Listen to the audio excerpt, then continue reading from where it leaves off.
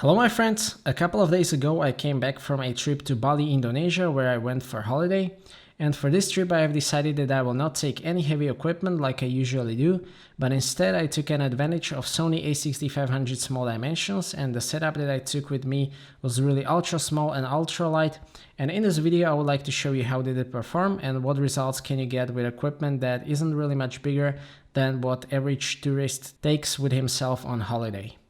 This won't be complete review, just my general thoughts. For complete reviews you can take a look at my channel, everything is or will be there. So here's everything that I took with me. Sony A6500, 16-50mm kit lens, Sigma 19mm F2.8 DN Art series prime lens, 3 batteries with charger, 2 64GB UHS 1 class 3 SD cards, big design leash strap, and Samsung Galaxy S7. As I've said in my previous videos, Sony A6500 is in my opinion a great camera for both stills and video. It has a couple of weaknesses, but it has one particular strength relevant for this video, and that is that it packs a lot of features like big sensor, in-body image stabilization, 4K video capabilities, and so on in really small body, and if you attach small lens to it, you can turn it into a high-end point-and-shoot camera. And the lens that I use most of the time on this trip is the 16-50mm power zoom kit lens. I have done a review of this lens recently, and I have found out that it is actually sharp enough to use for casual shooting if you step it down. Although it definitely won't impress with sharpness, it will impress by its size, weight, autofocus capabilities, and zoom range. So let's take a look at how did it perform. First of all, I have to say that weather on Bali was pretty bad. It was very cloudy and pretty cold most of the time, so the pictures don't look that impressive, but I managed to get a couple of good shots and tweak them in post with my signature unrealistic teal clouds. But back to the main question, how did this combination perform? I would say that it performed well enough. I will be viewing these images mostly on 4K screen, maybe make some small prints, and for that this lens is sharp enough. The contrast and color separation is actually quite poor with this lens, so I had to tweak that in post, but it looks a bit like it was shot with some vintage lens, and not some super sharp vintage lens, but with average vintage lens. So it has some interesting look to it, and I frankly don't mind it that much. Also for video it is a very good lens, sharpness is sufficient for 4K, autofocus is really great, power zoom works well, so in terms of shooting video I have no complaints. Would the pictures look better, for example, with something like Sigma 18-35 f1.8? Yes, of course, but I would have to carry that lens around, which wouldn't be very pleasant.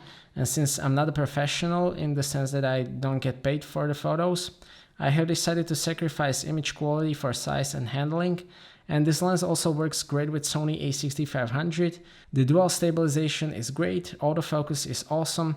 In the video it gives you 2x magnification by sensor cropping. The sensor captures a lot of information and the dynamic range is great. So it makes up a bit for that poor color separation and contrast of the lens. So I am generally really happy with this combination. The second lens that I took with me is the Sigma 19mm F2.8 DN Art series, because that is the focal length that I use the most of time, and that lens is very sharp at f5.6. I have used that lens a couple of times, for example to shoot the sunset on Kuta Beach. They say that it is the best sunset in the world, which may be the truth, and also to shoot in low light. This lens is also very light and small, and it is one of my most favorite lenses on Sony A6500. And regarding Sony A6500, I think that it is one of the best cameras for traveling on the market right now. It performed really great. I especially enjoyed the in-body image stabilization. Here I was even able to shoot stars handheld at ISO 3200 with unstabilized prime lens. It isn't the sharpest picture, but still I think that is a great performance. I also love the Bluetooth geotagging. It works seamlessly without setting it up every time. I will make a separate video about that. The most annoying for me is still the screen. It is okay in sunny weather setting, but in 4K it is just unusable, but at least it is a tilting screen, which is great for getting low angle and for being more discreet while shooting. Battery life isn't great, but I actually never needed a third battery, and those batteries are very small, so I've just carried those in my pocket and swapped them when needed, so I don't mind the battery life. Last but not least, the Peak Design Leash may be the best way to carry around such a small camera. I used it as a sling strap, I was very happy with it, and I will make a full review of this strap very soon. So these were my thoughts about this light travel setup. Thank you for watching, I hope that you liked this video and that you have found it to be useful. Stay tuned for more videos and maybe consider subscribing if you don't want to miss my future content.